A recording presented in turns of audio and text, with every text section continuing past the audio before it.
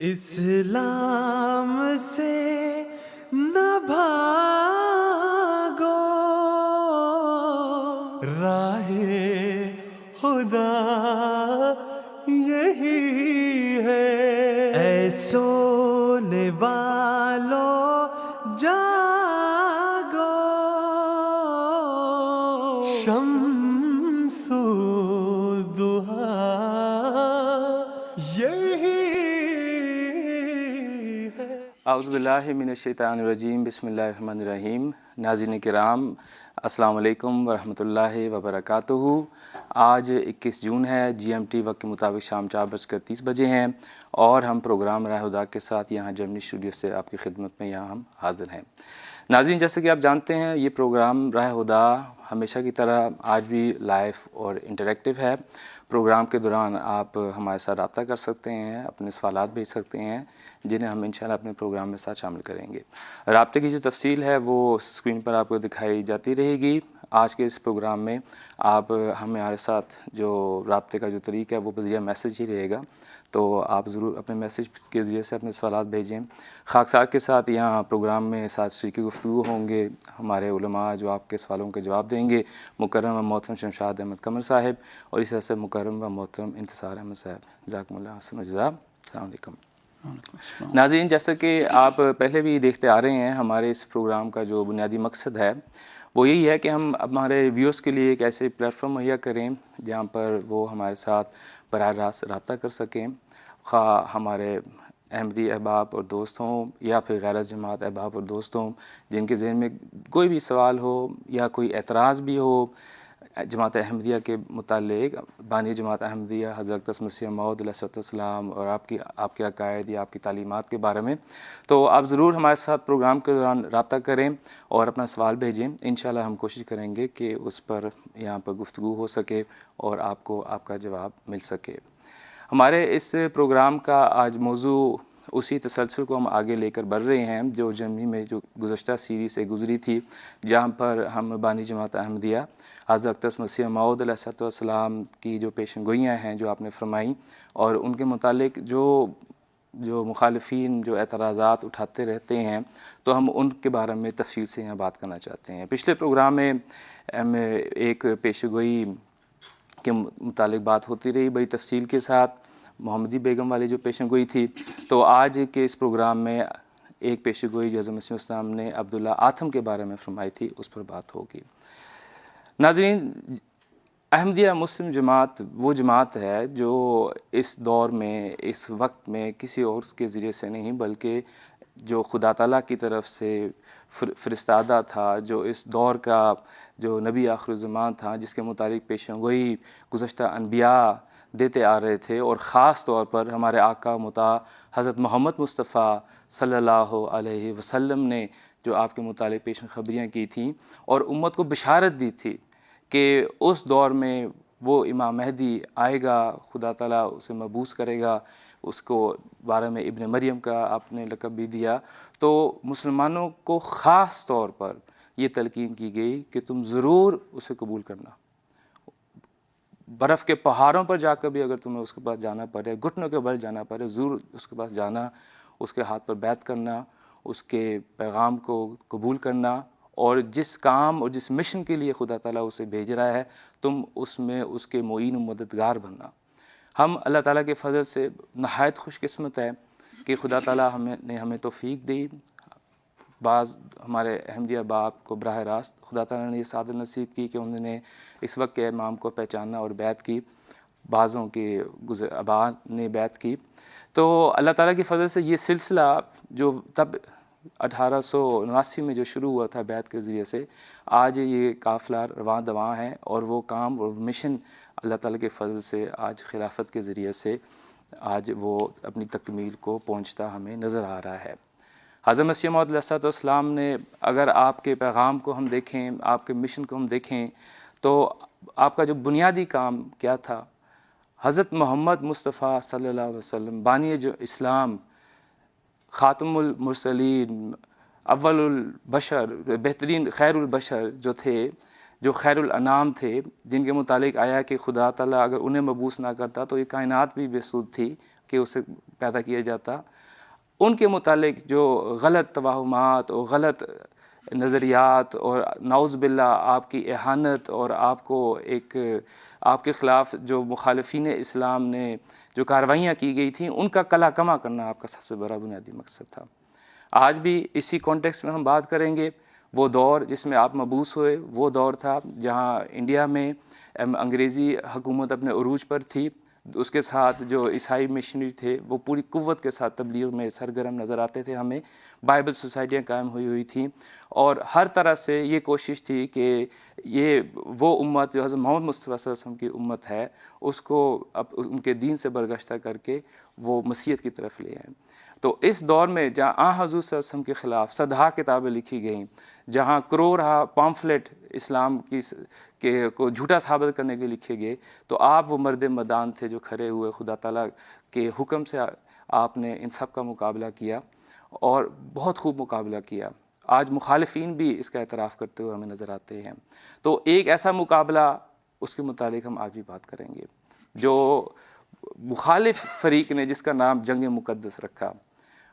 یعنی وہ ہولی وار۔ یہ وہ مقابلہ تھا جو عیسائیوں کے ساتھ ایک مباحثہ تھا، اور اس مباحثے میں آپ نے پھر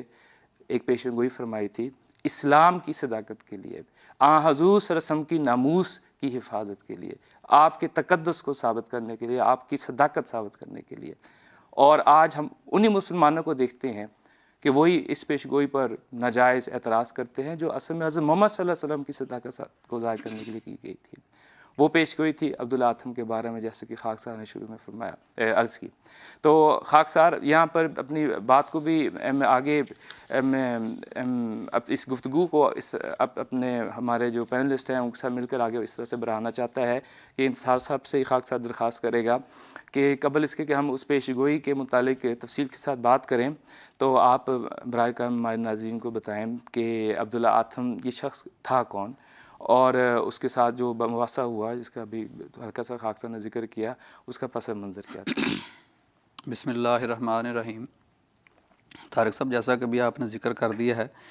یہ مباحثہ بہت ہی عظیم الشان پیش گوئی بھی اپنے اندر رکھتا ہے، اور یہ مباحثہ جس شخص کے ساتھ حضرت مسیح موعود علیہ الصلوۃ والسلام نے کیا اس کا نام عبداللہ اتھم تھا۔ یہ 1838 کے قریب امبالہ انڈیا میں پیدا ہوئے اور اوائل عمری میں ہی عیسائیت کا شکار ہو گئے، اور اپنا نام جس وقت انہوں نے کراچی میں عیسائیت کا بپتسمہ لیا ہے تو اپنا نام عبداللہ کے ساتھ بدل کر عاصم بھی رکھ لیا، جس کا مطلب ہوتا ہے گنہگار۔ یعنی یہ بھی انہی مسلمانوں میں سے تھے سمجھ لیں جو عیسائیت کے اس جلغار کے شکار ہوئے۔ بالکل۔ اور عاصم نام رکھنے کا گویا وہ یہ ظاہر کرنا چاہتے تھے کہ اس عیسائیت قبول کرنے سے پہلے کی جو ان کی زندگی تھی وہ گناہ آلود زندگی تھی، اور پھر یہ ہونہار بھی تھے ایک حد تک، اور یہ سرکاری عہدوں پر بھی رہے، جیسے تحصیلدار اور اسسٹنٹ کمشنر وغیرہ، اور پھر ریٹائر ہونے کے بعد انہوں نے اپنی جو تمام تر خدمات تھیں وہ امرتسر مشن کے سپرد کر دیں،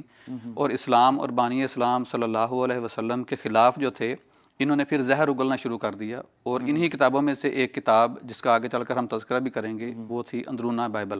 جس میں اس شخص نے نبی کریم صلی اللہ علیہ وسلم کے خلاف توہین آمیز الفاظ استعمال کیے۔ تو یہ وہ وقت تھا جب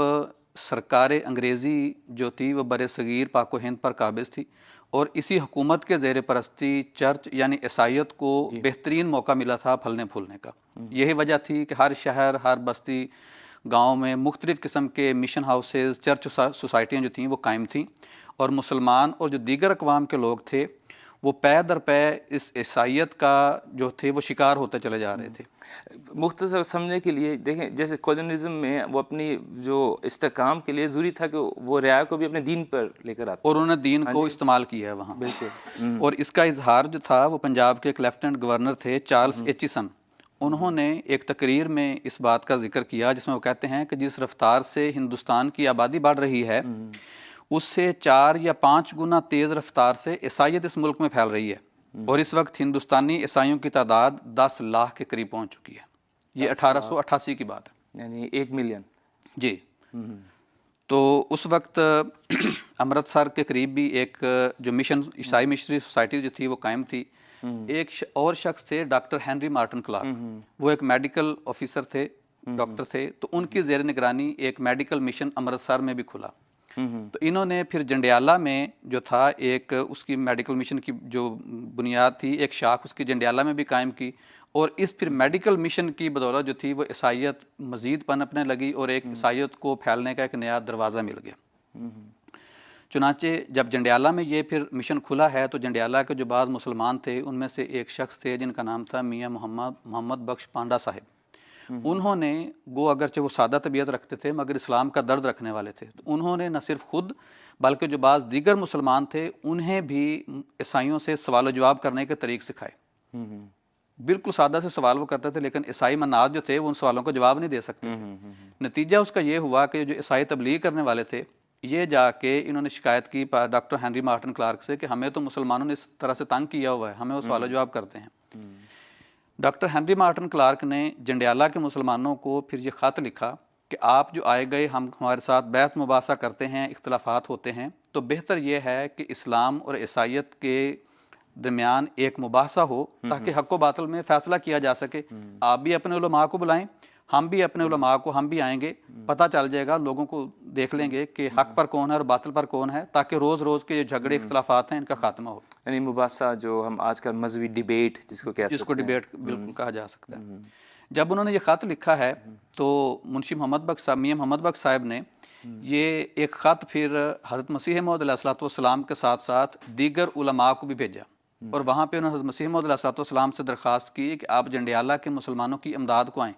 ورنہ اسلام پر سخت دھبا لگ جائے گا۔ حضرت مسیح موعود علیہ الصلوۃ والسلام کو جو تھے وہ یہ خط پڑھ کر بہت خوشی محسوس ہوئی اور آپ نے فوری جواب دیا کہ میں اس مقابلے کے لیے حاضر ہوں، نہ صرف حاضر ہوں بلکہ اپنے سفر خرچ پر یہ سفر طے کروں گا۔ اس کے مقابل پر جو دیگر نام نہاد علماء آج کل جو انہوں نے طوفان بدتمیزی وہ جو ہے وہ برپا کیا ہوتا ہے کہ اسلام کے گویا وہی علمبردار ہیں، انہوں نے اس وقت جو تھا جب اسلام حقیقی خطرے میں تھا، سفر خرچ، انعام، اس طرح کے دیگر مراعات کے جو تھے وہ سوال کرنے شروع کر دیے اور بہانہ بنایا کہ ہم نہیں آ سکتے۔ چنانچہ حضرت مسیح موعود علیہ الصلوۃ والسلام نے اس کو قبول فرمایا مباحثے کو، اور ڈاکٹر ہنری مارٹن کلارک کے پاس اپنا ایک وفد بھیجا تاکہ مناظرے کی شرائط طے کر سکیں۔ اب وہاں بھی جب انہیں یہ پتہ چلا کہ مرزا صاحب نے نہ صرف اس کو قبول کیا ہے بلکہ ایک وفد بھی بھیج دیا ہے مناظرے کی شرائط طے کرنے کے لیے، تو انہوں نے ڈاکٹر ہنری مارٹن کلارک صاحب نے حضور کی طرف سے بھیجے گئے وفد کو وہاں بٹھایا اور خود دوسرے دروازے سے پادری عبداللہ آتم کے ساتھ ملنے کے لیے چلے گئے کہ جا کے اس کو بلا کے لے کے آئیں کہ اسلام جو مباحثہ ہونا ہے اسلام اور عیسائیت کے درمیان، اس کے لیے آ کر مناظرے کی شرائط طے کریں۔ تو وہ بیان کرنے والے جنہوں نے یہ ساری صورتحال لکھی ہے وہ کہتے ہیں کہ جب ڈاکٹر ہنری مارٹن کلارک آتم کے پاس گئے ہیں اور مناظرے کے لیے بلایا ہے ان کو کہ آ کے شرائط طے کریں، تو انہوں نے دونوں کانوں پر ہاتھ رکھ لیا اور کہا ڈاکٹر صاحب اگر 100 دوسرے مولوی ہوتے تو کچھ پرواہ نہ تھی، تم نے کہاں بھیڑوں کے چھتے میں ہاتھ ڈال لیا۔ مرزا صاحب قادیانی کا مقابلہ کرنا اور ان سے نپٹنا آسان نہیں، سخت مشکل ہے، تم نے ہی یہ فتنہ اٹھایا ہے، تم ہی اس کام کو کرو، میں ہرگز نہیں جاؤں گا اور نہ اس میں شریک ہوں گا۔ تو اس دور میں حضرت مسیح السلام مشہور ہو گئے تھے، آپ نے وہ کتب براہین احمدیہ بھی لکھی تھیں، اس کا مخالفوں کو چیلنج کیے ہوتے ہر طرح سے۔ جی بالکل، تو عیسائی خاص طور پر مخالفین جانتے تھے حضرت مسیح موعود علیہ الصلوۃ والسلام کی روحانی اور علمی معرفت کا ان کو خوب ادراک اور اندازہ تھا، اسی وجہ سے پادری عبداللہ آتم بھی گھبرایا ہے۔ بہرحال ڈاکٹر مارٹن کلارک کے کہنے پہ، یہ ہنری مارٹن کلارک کہنے پہ، بار بار کہنے پہ یہ آئے ہیں، اور بیان کرنے والے پھر یہ بھی تاریخ میں لکھا ہے کہ جب وہ اس وفد کے سامنے آئے ہیں اور آ کے کرسی پر بیٹھے ہیں تو بے ساختہ ان کے منہ سے نکلا ہے ہائے میں مر گیا۔ تو یہ ان کی یعنی کہ مباحثے سے پہلے کی حالت تھی۔ خیر مناظر کی شرائط طے ہوئیں، مناظرہ تاریخ بھی طے ہو گئی۔ جب یہ مناظرہ طے ہو رہا تھا تو بٹالہ اور امرتسر کے مولویوں کو پتہ چلا کہ مرزا صاحب ان کے ساتھ مباحثہ کرنے جا رہے ہیں، تو انہوں نے پادری آتم اور مارٹن کلارک سے کہا کہ تم نے دوسرے علماء سے بحث کیوں نہیں کی۔ اور یہ بٹالہ وہ جگہ تھی جہاں پہ وہ واسطہ پہلے سے پڑھتا رہتا تھا، وہ جانتے تھے کہ کس طرح کا پہلوان مذہب سے اسلام آ جری گیا۔ اللہ فی حلال الانبیاء، بالکل وہ۔ تو اب عبداللہ آتم، پادری عبداللہ آتم نے اور ڈاکٹر ہنری مارٹن کلارک نے اس عذر کو ایک مناسب غنیمت جانا، موقع جانا کہ اچھا اس مباحثے سے انکار کر دیتے ہیں۔ تو انہوں نے جنڈیالہ کے مسلمانوں کو بھی لکھا کہ دیکھیں جی اشاعت السنہ میں تو مولوی محمد حسین بٹالوی نے مرزا صاحب پر کفر کا فتویٰ لگایا ہوا ہے، تو ہم ایک ایسے شخص کے ساتھ مباحثہ نہیں کر سکتے جس پر کفر کا فتویٰ لگا ہوا ہے۔ تو جنڈیالہ کے مسلمانوں نے بھی اور خود حضرت مسیح موعود علیہ الصلوۃ والسلام نے بھی اس کا بڑی سختی سے پھر رد فرمایا، اور حضور نے فرمایا کہ اختلافات کس مذہب میں نہیں ہوتے، عیسائیت میں بھی کیتھولک والے پروٹیسٹنٹ کو، پروٹیسٹنٹ والے جو ہیں وہ کیتھولک والوں کو کفر کے فتوے ان پر لگائے ہوئے ہیں، تو اس لیے آپ یہ کہہ کر راہ فرار اختیار نہیں کر سکتے۔ حضور نے فرمایا کہ آپ کی تحریریں، وعدے، شرطیں ساری ہمارے پاس موجود ہیں، اگر آپ یہ مباحثہ نہیں کرنا چاہتے تو اب یا تو پھر یہ ہے کہ آپ یہ بحث کریں، اگر نہیں کرنا چاہتے تو پھر اخبارات میں اپنی شکست کا اشتہار دے دیں۔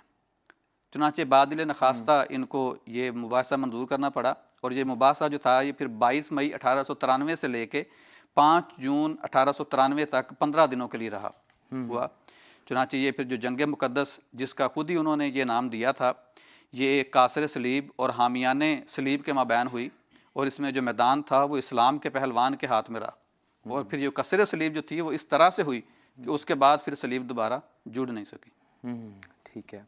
تو یہ ایک بہت تاریخی مباحثہ ہے، بلکہ اپنے ناظرین کے لیے یہ ساری جو مباحثہ کی ساری جو رویداد ہے، جو سب کچھ وہاں پہ جو بات چیت گفتگو ہوئی وہ کتابی شکل میں تحریر میں بھی آئی،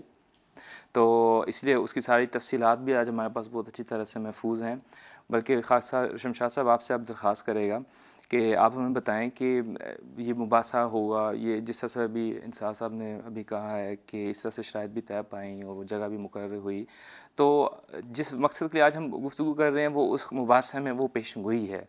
جس کے متعلق پھر اعتراض کیا جاتا ہے، جو عبداللہ آتھم کے بارے میں آپ نے فرمائی تھی۔ تو اب یہ دل کرتا ہے کہ مزید باریکیوں پہ جائیں، لیکن ہمیں آگے بڑھنا پڑے گا تاکہ اس اعتراض پر ہم بات کر سکیں، تو آپ اس حوالے سے ہمیں براہ کرم بتا دیں کہ آپ نے وہ پیشن گوئی کیوں فرمائی تھی اور وہ پیشن گوئی کے الفاظ کیا ہیں۔ جی اعوذ باللہ من الشیطان الرجیم، بسم اللہ الرحمن الرحیم۔ عرض یہ ہے کہ جو مباحثہ ہوا تھا حضرت مسیح موعود علیہ الصلوۃ والسلام اور پادری عبداللہ آتھم کے درمیان، وہ آپ اس کی تفصیل ابھی انتصار صاحب نے بیان فرما دی ہے۔ بات یہ ہے کہ یہ جب مباحثہ ہو رہا تھا، اس مباحثے کے دوران حضرت مسیح موعود علیہ الصلوۃ والسلام نے اسلام کی صداقت میں اور حضور صلی اللہ علیہ وسلم کی صداقت میں، قرآن کریم کے خدا کا کلام ہونے کی صداقت میں، عقلی اور نقلی ہر لحاظ سے جو دلائل ممکن تھے وہ دلائل دے دیے۔ اور دلائل سننے کے بعد اب دو ہی صورتیں ہوتی ہیں، یا تو کوئی بہت کم عقل ہو کہ اس کو سمجھ نہیں آئی، دوسری صورت یہ ہوتی ہے کہ بندے کو سمجھ آ گئی ہے لیکن اس کے باوجود وہ ہٹ دھرمی سے اپنی ضد کے اوپر قائم ہے، وہ تسلیم کرنے کے لیے تیار نہیں ہوتا۔ اگر تو غلط فہمی میں ہے کہ اس کو سمجھ نہیں آئی، چلیں وہ کسی حد تک قابل قبول عذر ہو سکتا ہے، لیکن اگر سوچنے سمجھنے کے باوجود حق کو چھپاتا ہے تو پھر اس کا علاج تو کوئی نہیں سوائے دعا کے کہ اللہ تعالیٰ اس کے دل کو پھیرے تو پھیرے، ادروائز تو کوئی جو نبیوں کا کام ہے یا جو نبیوں کی جماعت کا کام ہے وہ یہی ہے کہ وما علینا الا البلاغ۔ لیکن اس کے ساتھ حضرت مسیح موعود علیہ الصلوۃ والسلام نے فرمایا کہ میں یہ چاہتا ہوں کہ یہ مباحثہ صرف زمین پہ ہی نہ ہو، آسمان بھی اس کے ساتھ شامل ہو۔ چنانچہ جب یہ مباحثہ ختم ہو رہا تھا، جنگ مقدس کے آخر پہ حضور نے یہ اعلان فرمایا ہے کہ اب دو وجوہات ہیں اس کی کہ ایک تو پادری جو تھے عیسائیوں کا گروہ، وہ باوجود ہر قسم کے دلائل دینے کے وہ تمسخر سے باز نہیں آ رہا تھا، بار بار اس قسم کی مطالبے اور اس قسم کی حرکتیں ہو رہی تھیں،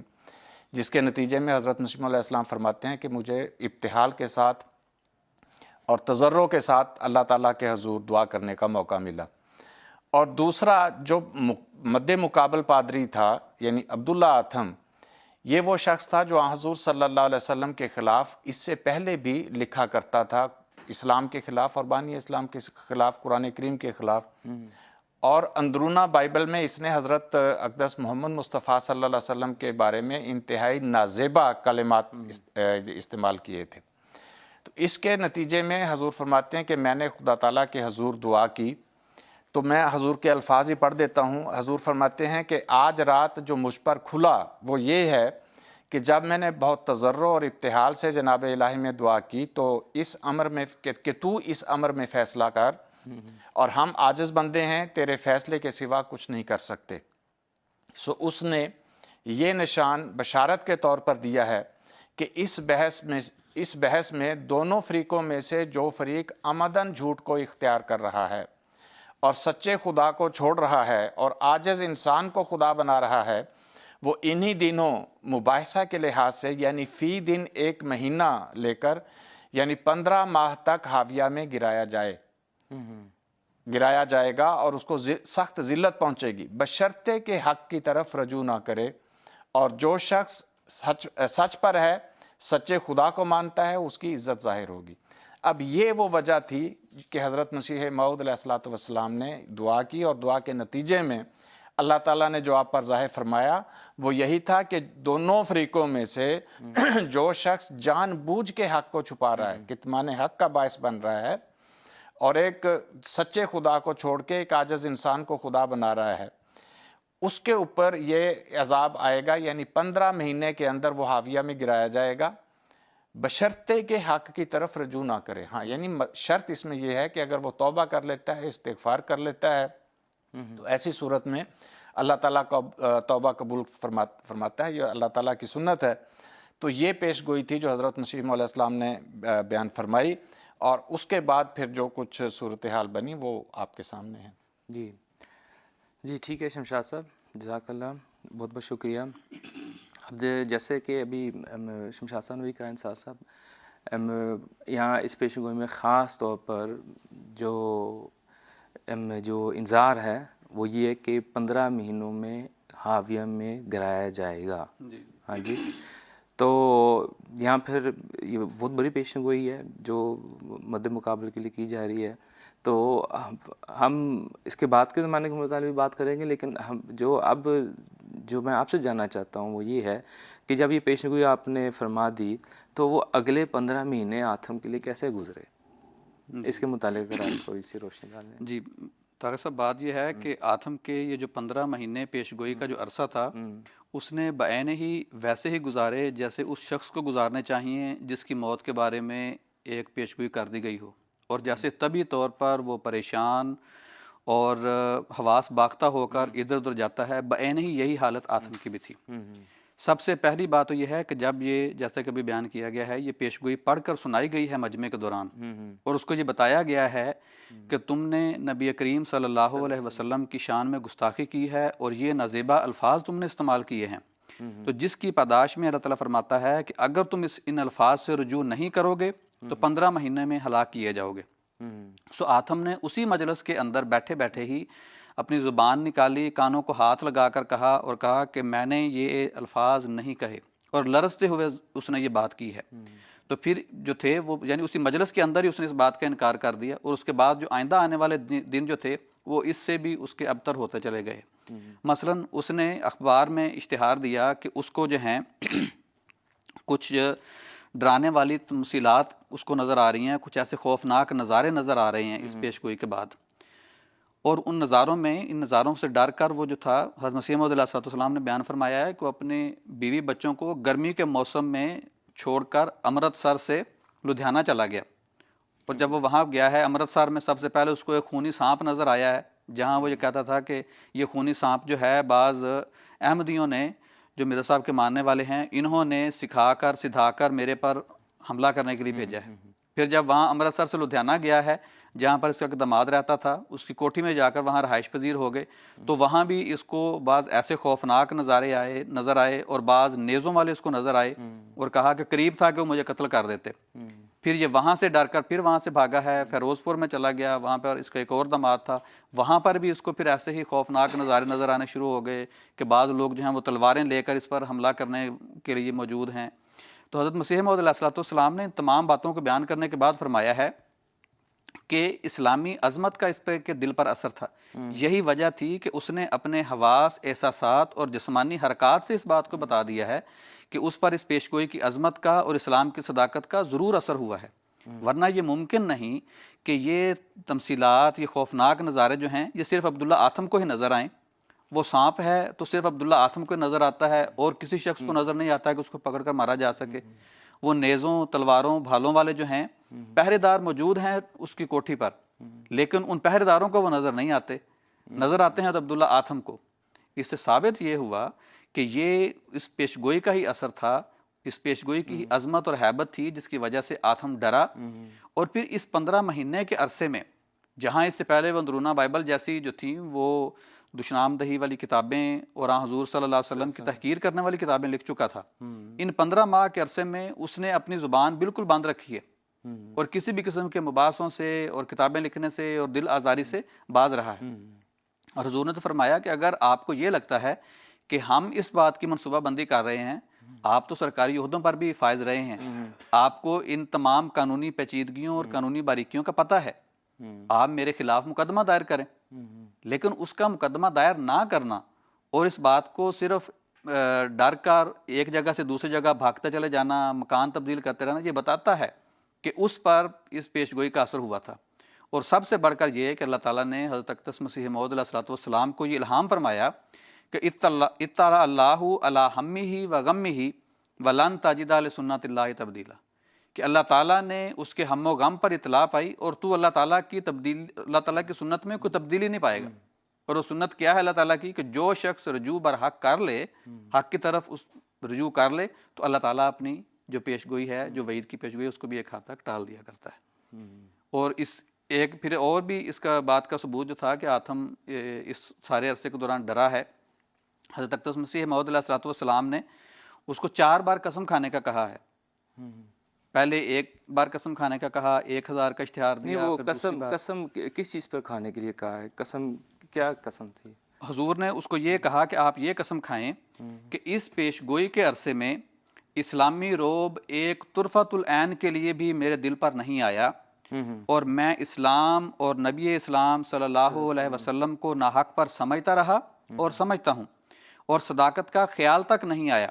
اور حضرت عیسیٰ کی ابنیت اور الوہیت پر یقین رکھتا رہا اور رکھتا ہوں، اور ایسا ہی یقین جو فرقہ پروٹسٹنٹ کے عیسائی رکھتے ہیں،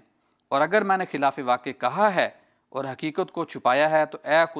خدائے قادر مجھ پر 1 برس میں عذاب موت نازل کر۔ تو یعنی جو شرط تھی بشرطیکہ کہ وہ حق کی طرف رجوع کرے، تو وہ جو کیفیت تھی رجوع کی کہ ان سب چیزوں سے وہ دور ہو جاتا، اس کی حرکات سے یہ وہ ظاہر ہو رہا تھا، اور جو اندر کی جو حالت تھی جو کوئی نہیں جانتا، اس کے مطابق ہم سسٹم کہتے ہیں کہ تم قسم کھا لو کہ حالت تمہارے اندر پیدا نہیں ہوئی۔ جی، اور وہ ہاں جی، اس قسم کھانے کے بعد اگر تم زندہ رہے تو پھر جو سزا آپ چاہو مجھے دو، اور اتنے 1000 روپے کا انعام مجھ سے لے لو۔ تو یہ ایک بہت بڑی پیشن گوئی ہے۔ تو جیسے کہ ابھی آپ نے بھی اور شمشاد صاحب نے بھی ابھی کہا کہ یہ پیشن گوئی کا دیکھیں اس کے پیچھے کیا چیز کار فرما تھی کہ اس نے وہ طریقہ اپنایا ہوا تھا جو اس وقت عیسائیوں نے اپنایا ہوا تھا، کہ وہ اس ذات اقدس کے بارے میں، حضرت محمد مصطفیٰ صلی اللہ علیہ وسلم کے بارے میں اپنی کتاب میں اس نے نعوذ باللہ دجال کا لفظ استعمال کیا ہوا تھا۔ تو حضرت مسیح السلام کو یہاں سے اللہ تعالیٰ کی اس کی پکڑ آئی ہے حضرت السلام کے ذریعے سے۔ تو دیکھیں اب ہم مسلمانوں کو کہاں دیکھ رہے ہیں اس وقت کے دور، جب دیکھیں جب خدا تعالیٰ کسی مرسل کے خلاف انسان کر رہا ہے تو اندھا ہو جاتا ہے۔ اب ایک جگہ وہ آپ نے شروع میں کہا کہ جنڈیالہ کے مسلمان بلا رہے ہیں عیسائیوں کے مقابلے کے لیے، دوسری طرف وہ بٹالہ کے مسلمان عیسائیوں کی مدد کے لیے کہہ رہے ہیں، بڑھ رہے ہیں، جو وہاں پہ مخالفین کے زمرے میں شامل ہو گئے ہیں، اور انہیں یہ نظر نہیں آ رہا کہ یہ شخص جو ہے یہ آپ اسی رسول کی صداقت کو ثابت کرنے کے لیے آیا ہوا ہے۔ اور یہ پیشن گوئی، ہم تو یہ کہتے ہیں یہ پیشن گوئی پہلے دن سے پوری ہوگی جب اس کے اندر وہ کیفیت پیدا ہوگی۔ بہرحال وہ 15 ماہ تھے اس میں وہ نہیں مرا، اور بظاہر جو دیکھنے والا ہے وہ کہتا ہے کہ اس پیشن گوئی کے مطابق اس کو مرنا چاہیے تھا۔ تو یہاں پہ پھر وہ ابھی آپ کی تفصیل تو بہت واضح جواب ہے اس کا، لیکن بہرحال اس 15 ماہ کے بعد بھی حضرت مسیح السلام کو بھی لوگوں نے سوال کیا، اعتراض بھی کیا کہ یہ کیا ہوا کہ آدم ابھی تک زندہ ہے، 15 ماہ کی میعاد بھی گزر گئی۔ تو ان کو فیس حضرت مسیح السلام نے خود بھی کیا ہے، اور اس دور کے لوگوں نے بھی کیا ہے۔ تو بہرحال شمشاد صاحب آپ سے خاصا درخواست یہ کرنا چاہتا ہے کہ اس اعتراض کا پھر کیا جواب ہے کہ وہ 15 ماہ کے بعد آدم زندہ رہا؟ دیکھیں اس کا جواب تو میرے خیال میں آپ نے ڈسکس کر لیا ہے کافی، اس کا مین جو صورتحال تھی۔ تو اس پیش گوئی کے اندر جو بنیاد تھی حضرت مسیح موعود علیہ الصلوۃ والسلام نے بیان فرمائی تھی وہ یہ تھی کہ بشرطے کہ وہ حق کی طرف رجوع نہ کرے۔ ہاں جی، نہ کرے، بالکل ٹھیک ہے، یہ شرط رکھی گئی تھی، اور اگر کوئی یہ شرط پوری کر لیتا ہے کہ وہ حق کی طرف رجوع کر لیتا ہے تو ایسی صورت میں تو پھر ظاہر ہے اللہ تعالیٰ معاف کرنے والا ہے، اور جو بھی اس کی طرف رجوع کرتا ہے اللہ تعالیٰ اس کو معاف کر دیتا ہے۔ تو ایسی صورت میں وہ پیش گوئی اس کا مطلب ہے پوری نہیں ہونی تھی۔ اب پہلی چیز تو جیسا کہ ابھی تفصیل بیان کر دی ہے انتصار صاحب نے کہ جب یہ پیش گوئی ہوئی تھی اسی وقت ایک تو اس نے کانوں کو ہاتھ لگایا, زبان باہر نکالی, رنگ زرد پڑ گیا اور انکار کیا کہ میں نے تو ایسا نہیں لکھا رسول پاک صلی اللہ علیہ وسلم کے بارے میں. اور دوسرا ابھی یہ بھی ابھی ذکر ہوا ہے کہ حضرت مسیح موعود علیہ الصلوۃ والسلام کو اللہ تعالیٰ نے الہاماً بتایا, یعنی ظاہری صورت تو وہاں اس وقت جو مباحثہ ہو رہا تھا اسی وقت اس نے کانوں کو ہاتھ لگائے, لیکن اب یہ امکان تھا کہ پتہ نہیں وہ دل سے کر رہا ہے کہ نہیں, دل کی حالت تو ظاہر ہے کوئی دوسرا بیان نہیں کر سکتا, وہ اللہ تعالیٰ کی ذات بہتر جانتی ہے. اب دل کی کیفیت چونکہ خدا جانتا ہے اور خدا نے حضرت مسیح موعود علیہ السلام کو یہ بیان فرمایا, الہام فرمایا, جس کو خود حضور بیان فرماتے ہیں کہ اطلع اللہ علی ہمہ و غمہ ولن تجد لسنت اللہ تبدیلا ولا تحزنوا ولا تعجبوا ولا تحزنوا انتم الاعلون ان کنتم مؤمنین وبعزتی وجلالی انک انت الاعلی ونمزق الاعداء کل ممزق ومکر اولئک هو یبور. یہ الہام تھا جو حضرت مسیح علیہ السلام کو ہوا. ایک تو یہ تھا کہ اللہ تعالیٰ نے بتا دیا کہ اس نے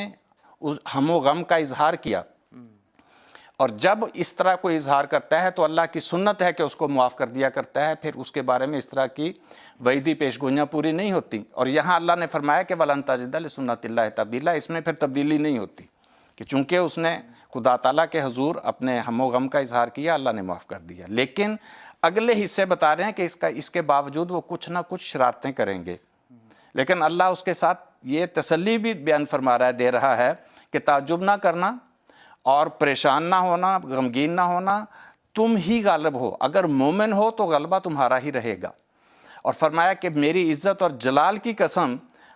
تو غالب رہے گا, یعنی بالآخر فتح تیری ہوگی اور ہم دشمنوں کو ٹکڑے ٹکڑے کر دیں گے, اور ان کا جو مکر ہے وہ تباہی اور بربادی کے سوا کچھ نہیں اس کا انجام ہوگا. یعنی ان کا مکر, جو یہ تدبیریں کریں گے اللہ ان کو برباد کر دینے والا ہے.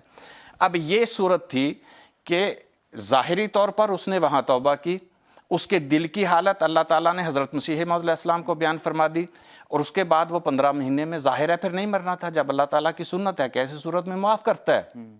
اللہ نے معاف کر دیا. جب معاف کر دیا, مدت پوری ہوگی تو انہوں نے شرارت کرنا شروع کر دی کہ وہ پھر واپس انہی حرکتوں کی طرف لوٹ آئے, دلیر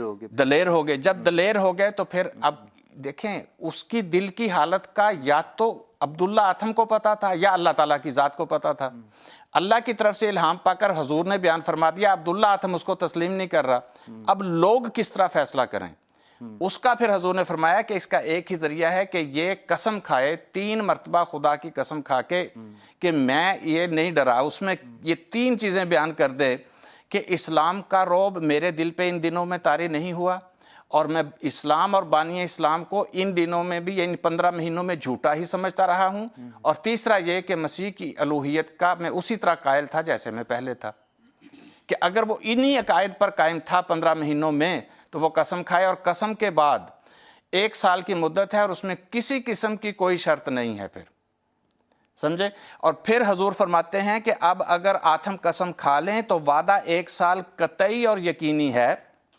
جس کے ساتھ کوئی بھی شرط نہیں, اور تقدیر مبرم ہے, اور قسم نہ کھائیں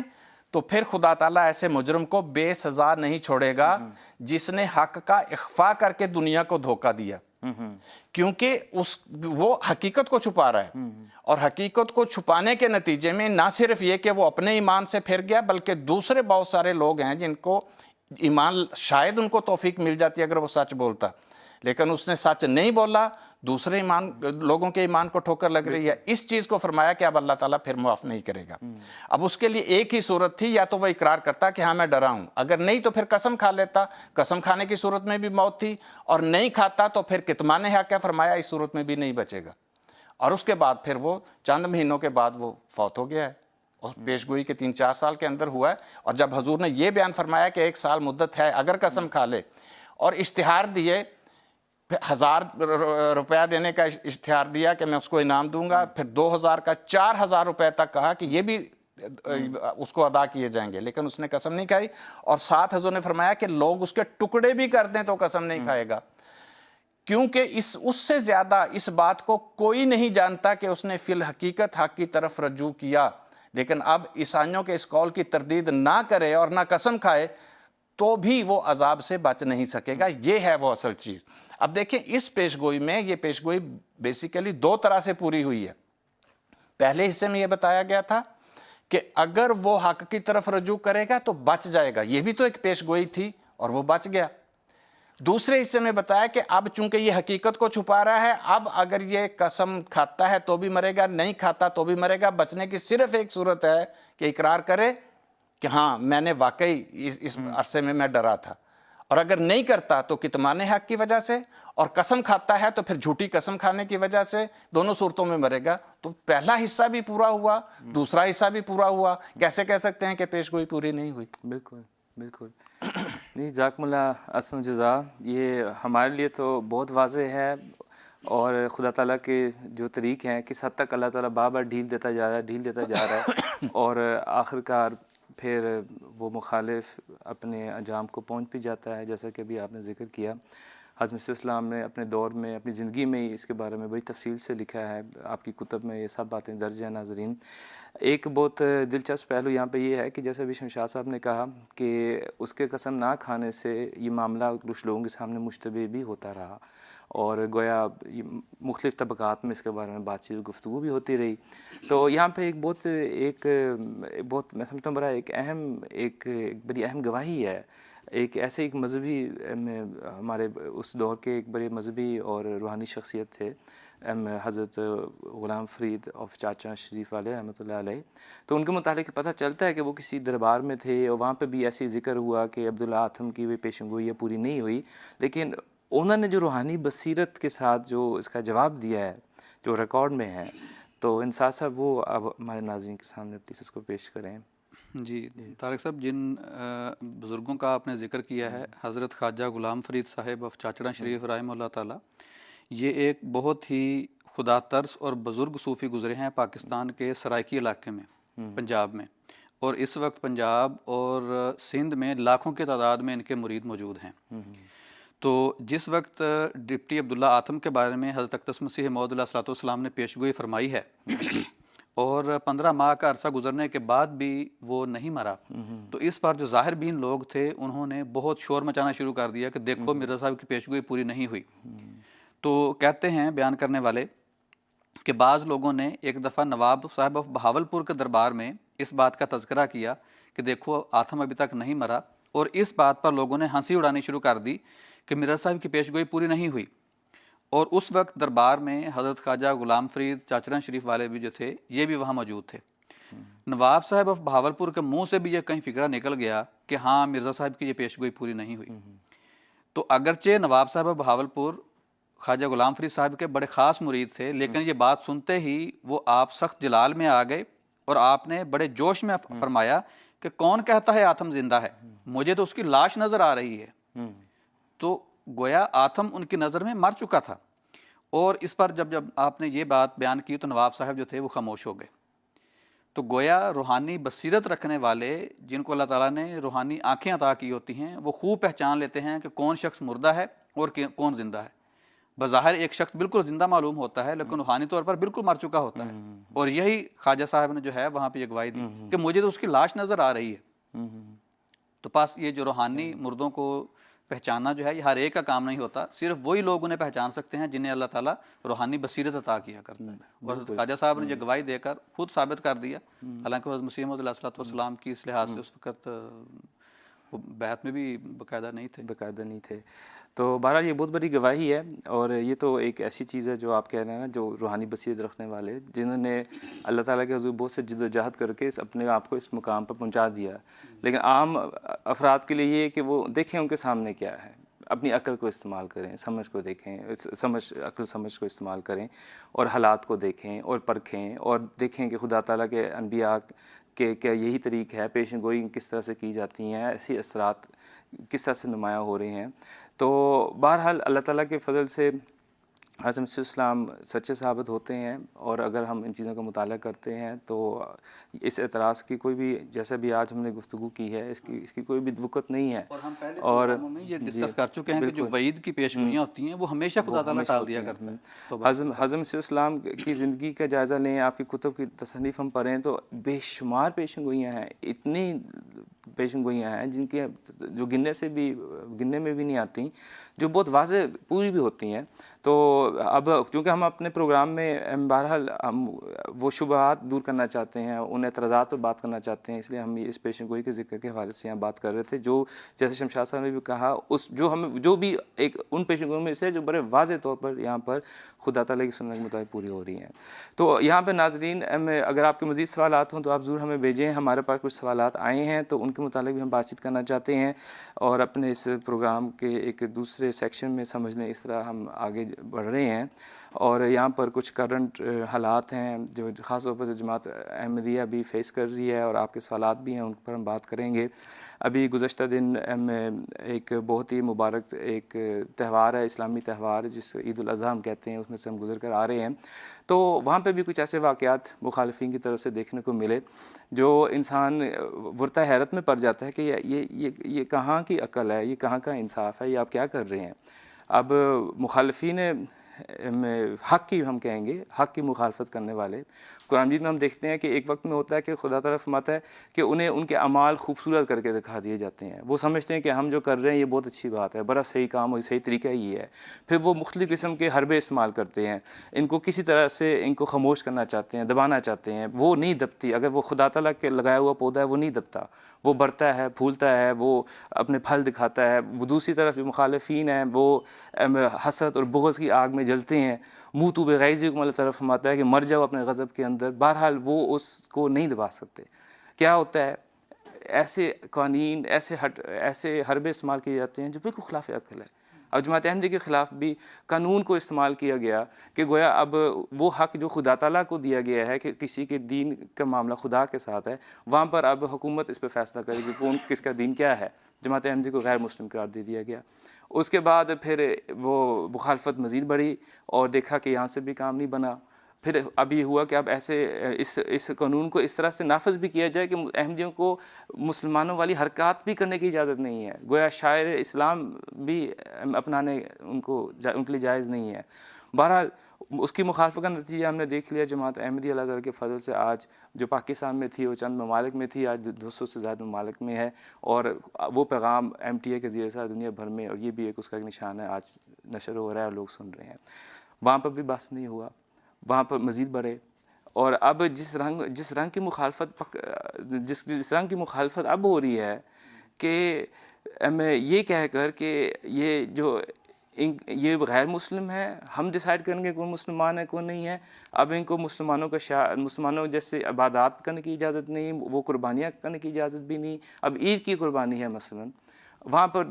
گھروں میں جا کے اب حکومت جا رہی ہے گھروں میں جا کر.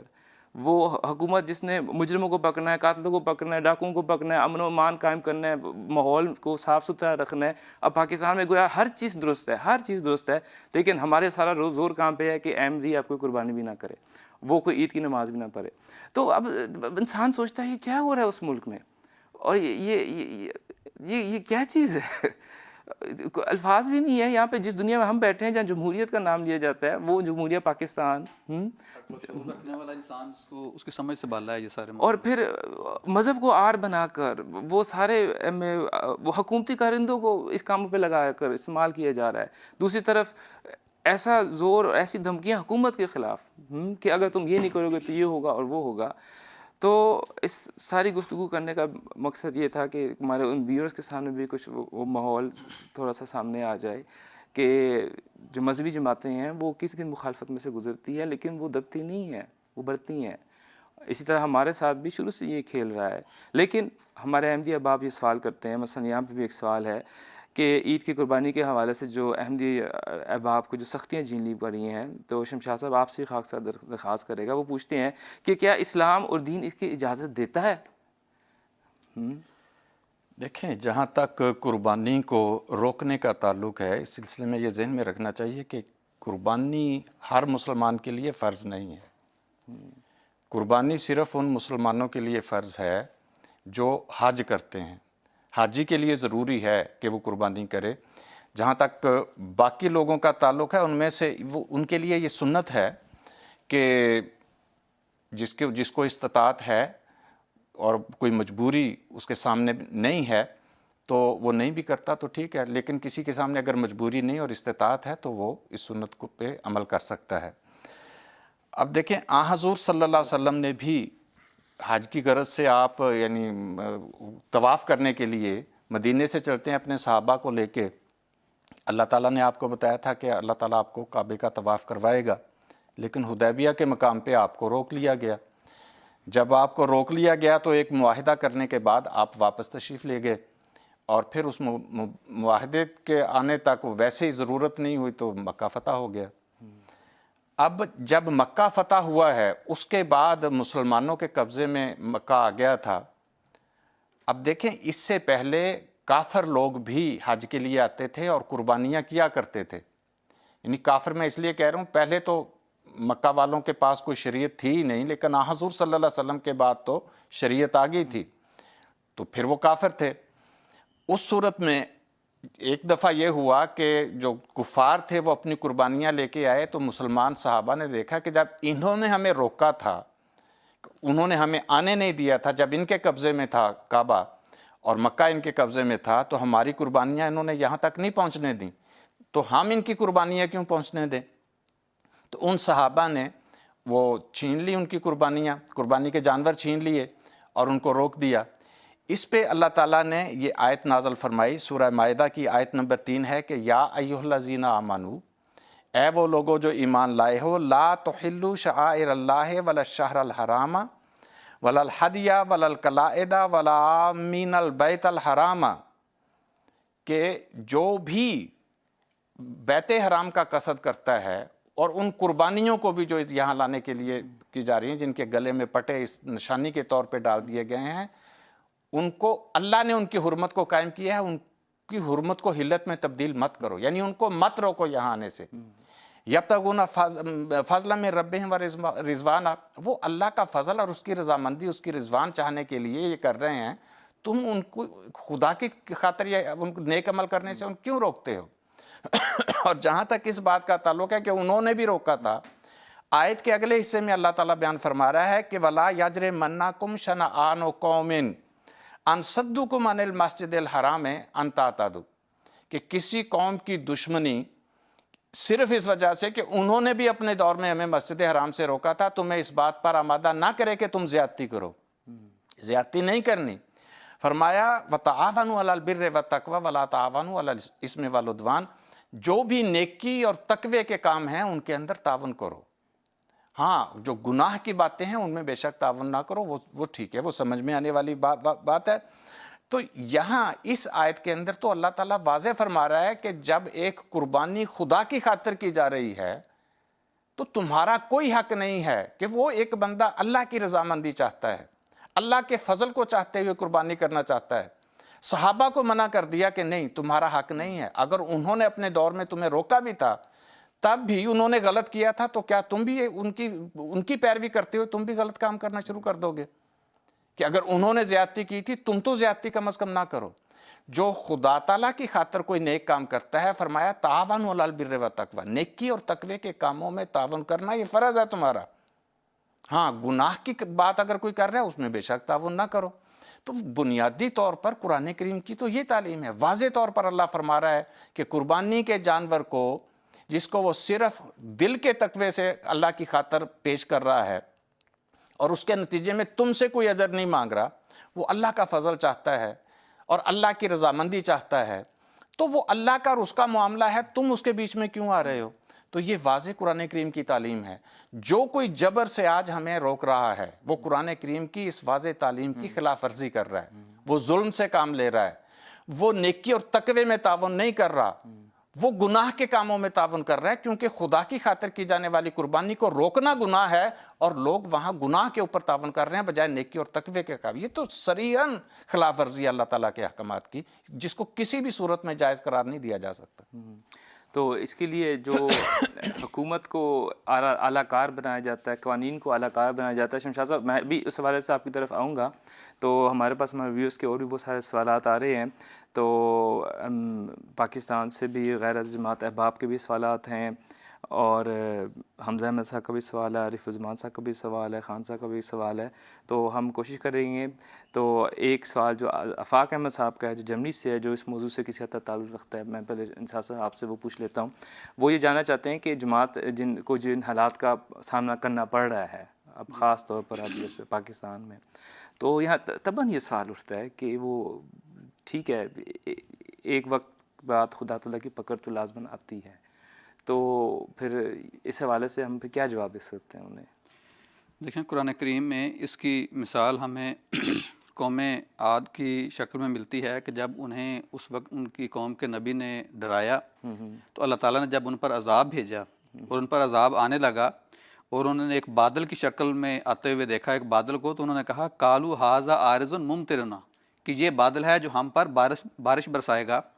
تو انہوں نے کہا کہ بل ہوا ما استعجلتم بہ فیہا عذاب علیم، کہ یہ تو وہ ہے جسے تم جلدی مانگا کرتے تھے جس میں دردناک عذاب ہے. یعنی خالی بارش نہیں ہے یہ بلکہ اور ہے، عذاب ہے. بات یہ ہے کہ سمجھنے والا دل اور دیکھنے والی آنکھ چاہیے ہوتی ہے. اب پاکستان کی جو حالات ہیں یہ کسی عذاب سے کم تر تو نہیں ہیں. وہ کسی شاعر نے کہا تھا نا کہ کہنے لگے کہ ہم کو تباہی کا غم نہیں، میں نے کہا کہ وجہ تباہی یہی تو ہے، کہ غم ہی نہیں ہے کسی بات کا. اور جو قوانین ان حکومتوں نے ہمارے خلاف بنائے ہیں، آج آپ سوشل میڈیا اخبارات اٹھا کے دیکھ لیں، یہی قوانین اب انہی کے لوگ ایک دوسرے کے خلاف استعمال کرتے ہوئے نظر آ رہے ہیں، اور اب ان کو سمجھ نہیں لگ رہی کہ ہم ان قوانین کا کیا کریں. یہی وجہ ہے کہ ابھی بھی پاکستان میں بعض سعید فطرت لوگ موجود ہیں جو اس بات کو سچے دل کے ساتھ اس بات کا اقرار کرتے ہیں کہ یہ صریح انسانی حقوق کی خلاف ورزی ہے. لیکن جب تک خدا تعالیٰ کی یہ سنت ہے کہ یہ کسی مزید سنگین عذاب کو نہ دیکھ لیں، یہ اپنی حرکات سے باز نہیں جائیں گے. ہمارا تو دل دکھتا ہے، ہم کہتے ہیں کہ یہ حضرت خلیفۃ المسیح ہر خطبے میں یہ اعلان فرماتے ہیں کہ دعا کریں کہ شاید یہ لوگ سمجھ جائیں، شاید یہ لوگ سدھر جائیں. لیکن اب جو حالات ان قوموں کے ہوئے ہیں یا جو انٹرنیشنل لیول پہ ہم دیکھتے ہیں، وہ صاف نظر آ رہا ہے ہمیں کہ یہ لوگ جو ہیں مزید عذاب کی طرف بڑھتے چلے جا رہے ہیں. تو ہمارا تو کام صرف دعاؤں کے ساتھ ہی ہے. ہماری پچھلی 100 سال کی تاریخ گواہ ہے کہ جب بھی اس طرح کے حالات ہوئے ہیں ہم نے دعا کے ساتھ ہی اس کا مقابلہ کیا ہے، اور دعاؤں کے ساتھ ہی اللہ تعالیٰ آئندہ بھی ہمارے جو حالات ہیں وہ بہتر کرے. نہیں جزاک اللہ، آپ نے بہت خوب فرمایا کہ سمجھنے والے دل اور دیکھنے والی آنکھ کی ضرورت ہے. اب پاکستان کو ہی دیکھ لیں، ہم یہاں جرمنی میں یہاں بیٹھے ہیں، ہمیں شرم آتی ہے جب ہم لوگوں کو کہتے ہیں کہ یہ وہ ملک ہے جو اس وقت جب انڈیا کی ڈویژن ہوئی تو یہ وہ مسلمان تھے جو وہاں پر گئے اور انہوں نے یہ اسلامی ملک قائم کی. شرم آتی ہے کہتے ہوئے، اسلام کے نام پر. آج کل وہاں سب کچھ ہو رہا ہے جو اسلام نہیں ہے، اور اسلام کو خالص استعمال کیا جا رہا ہے. تو دیکھنے والے آنکھ اس کی ضرورت ہے کہ کب سے وہ ممالک کس طرح میں عذاب میں گرفتار ہو چکے ہیں. تو بہرحال ہماری یہی دعا ہے کہ وہ عذاب جب وہ نوعیت اختیار کر جاتا ہے کہ جب اس کے بعد پھر آگے واپس نہیں انسان مڑ سکتا، اللہ تعالیٰ اس سے پہلے انہیں وہ دیکھنے والی آنکھ عطا کر دے اور وہ وقت کے امام کو پہچان لیں. تو شمشاد صاحب، وہ آپ سے میں جیسے بھی عرض کی تھی کہ حکومت کو بار بار حکومت کے حوالے سے یہ قوانین ہیں اور حکومت یہ اسلامی قوانین ہیں، تو اب قانون ہے اور قانون اس طرح سے کہتا ہے، اب ایم ڈی کو اس چیز کی اجازت نہیں وغیرہ. تو یہاں یہ سوال تھا کہ کس حد تک قانون کی پاسداری لازم ہے، اور تو اس شاید اسی کے ساتھ جب وقت ہوا تو اگلی بات یہ بھی کہ اب قربانی نہیں کر سکتے تو اس فریضہ کو کس طرح سے پھر ادا کیا جائے ایسے قوانین کے تحت رہتے ہوئے. تو بہرحال ہمارے پاس وقت تھوڑا ہے، لیکن دیکھیں آپ کی بات سے مجھے ایک واقعہ یاد آ گیا، غالباً تذکرۃ الاولیاء میں ہے کہ ایک بزرگ کہتے ہیں کہ میں حج پہ گیا تو وہاں میں نے کشفاً 2 فرشتوں کو باتیں کرتے ہوئے دیکھا. وہ آپس میں باتیں کر رہے تھے، ایک نے دوسرے سے پوچھا کہ اس مرتبہ کتنے لوگ حج کرنے کے لیے آئے ہیں، تو بتایا کہ اتنے ہزار یا لاکھ جتنے بھی تھے کہ اتنے حج کرنے کے لیے آئے ہیں. تو اس نے پوچھا کتنوں کا حج قبول ہوا ہے، اس نے کہا کسی کا بھی قبول نہیں ہوا، صرف ایک کا حج قبول ہوا ہے لیکن وہ حج کرنے کے لیے آیا نہیں. کہتے اس نے پوچھا کہ وہ کہاں کا رہنے والا ہے، اس نے بتایا کہ وہ فلاں علاقے کا بغداد کا رہنے والا تھا. تو اس کشف کے بعد وہ بزرگ کہتے ہیں کہ مجھے یہ شوق پیدا ہوا کہ یہ کون سا خوش قسمت بندہ ہے کہ اتنے ہزار لوگ حج کرنے آئے ہیں، ان میں سے کسی کا حج قبول نہیں ہوا، اور وہ اپنے گھر میں بیٹھا ہے، حج کرنے کے لیے بھی نہیں آیا اور گھر بیٹھے ہی اس کا حج قبول ہو گیا ہے۔ وہ کہتے جب میں گیا وہاں تلاش کیا اس بندے کو، جو پتہ بتایا تھا اس پتے پہ اس کا پوچھا، تو پتہ چلا کہ وہ ایک غریب موچی ہے۔ اس سے میں نے ملاقات کی، اس سے حج کے بارے میں پوچھا تو اس نے بتایا کہ میں غریب آدمی ہوں، میں نے تھوڑے تھوڑے پیسے جمع کر کے حج کے لیے جانے کی کوشش کی تھی۔ جب میرے پاس پیسے جمع ہو گئے تو میں نے اگلے دن روانہ ہونا تھا کہ اس دن شام کو ہم نے کچھ پکایا نہیں، تو میں نے اپنی بیوی سے کہا کہ پڑوسیوں سے کچھ سالن لے آؤ تھوڑا سا۔ تو وہ پڑوسیوں کے گھر گئی تو پڑوسن نے بتایا کہ یہ سالن جو ہم نے بنایا ہے یہ ہمارے لیے تو جائز ہے، تمہارے لیے جائز نہیں ہے۔ اس نے حیرانگی سے پوچھا کہ یہ کیا بات ہوئی کہ آپ کے لیے حلال ہے، ہمارے لیے حلال کیوں نہیں؟ اس نے کہا کہ ہم بہت دنوں سے فاقے کر رہے ہیں، بھوکے مر رہے ہیں،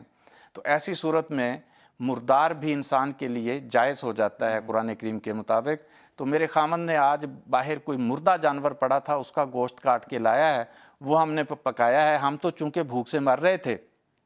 اس لیے ہمارے لیے جائز ہے، آپ کو میں نہیں دے سکتی، آپ کی حالت ایسی نہیں ہے۔ تو میری بیوی نے وہ کہتے کہ جب واپس آ کے مجھے یہ بات بتائی تو مجھے بہت شرم آئی کہ میں اتنے پیسے جمع کر کے حج کے لیے جا رہا ہوں اور میرا ہمسایہ بھوکا مر رہا ہے اور وہ مردار کھانے پہ مجبور ہوا ہے۔ تو کہتے میں نے پھر حج کا ارادہ ترک کر دیا اور وہ جو حج کے لیے پیسے جمع کیے تھے وہ میں نے اٹھا کے اس پڑوسی کو دے دیے کہ وہ اپنی ضرورتیں اس سے پوری کر لے۔ تو وہ بزرگ کہتے ہیں میں نے اس کو مبارکباد دی کہ میں نے کشفاً دیکھا ہے فرشتوں کو باتیں کرتے ہوئے کہ اللہ تعالیٰ نے آپ کا حج قبول فرما لیا ہے۔ تو یہاں آپ اندازہ کریں کہ وہ لاکھوں ہزاروں لوگ جو حج کرنے گئے تھے ان کے حج قبول نہیں ہوئے، اور جس کی نیکی اور تقوی خدا کو پسند آ گیا اس کا گھر بیٹھے ہوئے حج اللہ نے قبول کر لیا۔ اور یہی آج حضرت خلیفۃ المسیح نے بیان فرمایا ہے پاکستان کے احمدیوں کو کہ تمہیں اگر حکومت جبراً روک رہی ہے کہ تم قربانی نہیں کر سکتے، کوئی بات نہیں، نہ کرو، فرض تو نہیں ہے، سنت ہے نا، تو یہ سنت ہم کسی دوسرے طریقے سے کر سکتے ہیں۔ حضور صلی اللہ علیہ وسلم نے بھی تو جب آپ کو روکا گیا تھا صلح حدیبیہ کے مقام پہ تو یہ ضد نہیں کی تھی کہ نہیں ہم ہر صورت پہنچیں گے، حکمت کا تقاضا تھا۔ حضور نے فرمایا کہ ٹھیک ہے جہاں ہمیں روکا گیا ہے وہیں اپنی قربانیاں کر دو، تو وہیں قربانیاں کریں اور اللہ نے قبول کر لیں۔ اگر ہمیں پاکستان میں آج روکا گیا ہے تو حضرت خلیفۃ المسیح نے ہمارے سامنے عید کے خطبے میں کھول کے بیان فرما دیا کوئی بات نہیں، جن کو استطاعت نہیں ہے وہ نہ ہونے کے باوجود گھر بیٹھے آپ کی نیکی اور تقوی، آپ کی دعائیں یہ خدا تک پہنچیں گی، اور خدا آپ کی قربانیاں نہ کرنے کے باوجود قبول فرمائے گا۔ اور وہ جو روکنے والے ہیں شاید قربانی کرنے کے باوجود شاید ان کی قبول ہوتی ہے نہیں، ہم ان کے بارے میں کوئی فتویٰ نہیں دیتے۔ لیکن دوسرا طریق جو اللہ کے فضل سے احمدی نیکی سے نہیں رک سکتا، نیکی تقوی سے نہیں رک سکتا، ہمارے لیے تو ہیومینٹی فرسٹ ہے۔ وہاں ہم یورپ میں بیٹھے ہوئے کتنے لوگ ہیں جہاں ہم قربانی نہیں دیتے، ہم غریب لوگوں کے لیے افریقہ میں دیتے ہیں، ہیومینٹی فرسٹ میں پیسے جمع کرواتے ہیں کہ جہاں ضرورت ہے پوری دنیا میں جس غریب ملک کے اندر جہاں لوگوں کو استطاعت نہیں وہاں ہمارے نام کی قربانی کر دیں اور غریبوں میں تقسیم کر دیں، اور ہماری قربانیاں تو قبول ہو جائیں گی، ہمارے دل کے تقوی اللہ تعالیٰ پڑھ رہا ہے۔ اور یہ وہ بات ہے جو حضور نے بیان فرمائی، اللہ نے قرآن کریم میں بھی اس کی یہی بیان فرمایا ہے۔ اللہ فرماتا ہے کہ یہ جو قربانیاں تم کر رہے ہو لن ینال اللہ لحومها ولا دماؤها ولکن ینالہ التقوی منکم، کہ ان کی قربانیوں کا گوشت اللہ تک نہیں پہنچتا، ان کا خون اللہ تک نہیں پہنچتا، جو خدا تک پہنچتا ہے وہ تمہارے دلوں کا تقوی ہے۔ اب مجھے یہ بتائیے احمدیوں کے دلوں کے تقوی پہ پاکستان کی حکومت کہاں پابندی لگائے گی؟ اس دل کے تقوی کو خدا تک پہنچنے کے لیے کیسے روکے گی؟ وہ کسی شاعر نے کہا ہے کہ ہم تو خوشبو ہیں، ہمارا راستہ روکے گا کون؟ کس بلندی تک یہ دیواریں اٹھا لے جائے گا؟ کتنی بلند کرو گے یہ دیواریں؟ جو خوشبو ہے نا وہ دیواروں کو پھلانگ کے گزر جایا کرتی ہے۔ وہ محبت جو اللہ کی ہمارے دلوں کے اندر ہے اس محبت کو خدا تک پہنچنے سے تمہاری دیواریں کیسے روکیں گی بھائی؟ یہ خدا کا خوف کرو۔ اگر ہمارے اندر نیکی ہے، اگر ہمارے اندر تقوی ہے تو ہماری قربانیاں کریں ہم یا نہ کریں، ہمیں روک دیں بے شک روک دیں، وہ ہماری قربانیاں افریقہ میں ہمارے نام سے ہو رہی ہوں یا ایشیا میں ہو رہی ہوں، یورپ میں ہو رہی ہوں، جاپان میں، جس دنیا کے حصے میں بھی ہو رہی ہوں، ہماری وہ قربانیاں نیکی اور تقوی کے اوپر مبنی قربانیاں ہیں، تمہاری تکبر کے اوپر مبنی قربانیاں ہیں۔ اب ہم اللہ پہ چھوڑتے ہیں کہ وہ ان تکبر پہ مبنی قربانیوں کو قبول کرتا ہے یا ہم غریبوں کی نیکی اور تقوی پہ مبنی قربانیوں کو قبول کرتا ہے۔ اس لیے یہ کوئی حکومت روکتی ہے، روکے، وہ شوق سے روک لے، ہمیں کوئی پرواہ نہیں، ہماری محبت اللہ سے جاری ہے، وہ نہیں رک سکتی۔ جی بالکل شاہ صاحب، آپ نے بہت درست فرمایا، بلکہ آپ نے بہت احمدیوں کی دل کی آواز تھی، اس کو آپ نے بہت اچھے انداز میں یہاں پہ ہمارے سامنے رکھا ہے، اور یہ وہی تعلیم ہے جو ہمارے پیارے آقا، ہمارے امام حضرت خلیفۃ المسیح خامد سید اللہ بن نصر عزیز ہمیں ہر روز دیتے ہیں۔ اصل بات ہم میں اور دوسرے مسلمانوں میں یہی فرق ہے کہ ہمارے پاس وہ الہی آواز ہے جو ہمیں ان مشکل کٹھن راستوں سے گزار کر لے کے چلتی ہے اور اسلام کی تعلیم پر بار بار قائم کرتی ہے، اور ہمارا قبلہ ہمیشہ درست رکھتی ہے۔ اور لوگ حیران ہوتے ہیں کہ ایک ایسی جماعت جس کے خلاف اس رنگ کی مخالفتیں ہر جگہ پر ہو رہی ہو، وہ پھر بھی کس طرح سے اپنے کردار کی حفاظت کر رہی ہے، اپنے اخلاق کی حفاظت کر رہی ہے، اپنے تقوی کی حفاظت کر رہی ہے۔ تو ناظرین، جو فرق ہے ہم میں اور دوسرے مسلمانوں میں وہ یہی ہے کہ اللہ تعالیٰ کے فضل سے ہمارے درمیان اس وقت وہ خلافت ہے، وہ خدا تعالیٰ کی حبل اللہ ہے جو ہمیں خدا تعالیٰ کی تعلیمات کے ساتھ جوڑے رکھ رہی ہے، خدا تعالیٰ کے ساتھ جوڑے رکھ رہی ہے۔ تو اس کے تحت اللہ تعالیٰ کے فضل سے یہ قافلہ رواں دواں ہے، چاہے جو مرضی ہمارے سامنے مخالفتیں ہوں، جو مرضی حربیں ہوں، خدا تعالیٰ اس خلافت کے سایہ تلے ہمیں ان میں سے گزارتا چلا جائے گا۔ تو یہ سلسلہ بھی انشاءاللہ ہم آگے بڑھائیں گے۔ ہم اپنے پروگرام کے اختتام کو پہنچ گئے ہیں۔ ناظرین کے چند سوالات، بلکہ کچھ زیادہ سوالات سامنے ہیں، انشاءاللہ ہم اپنے اگلے پروگرام میں ان کو سامنے رکھ کر اس کا جواب ضرور دیں گے، تو تب آپ ہمارے ساتھ شامل ہوئے گا۔ اور جو میسیج ہے، جو نمبر ہے، کانٹیکٹ نمبر، اس پہ بھی آپ آگے بھی اپنے سوالات بھیج سکتے ہیں۔ یہاں خاک صاحب بہت شکریہ ادا کرنا چاہتا ہے ہمارے علماء کا، اور اسی طرح سے آپ ناظرین کا بھی۔ تو اگلے ہفتے تک کے لیے ہمیں اجازت دیں، تب تک کے لیے السلام علیکم ورحمۃ اللہ وبرکاتہ۔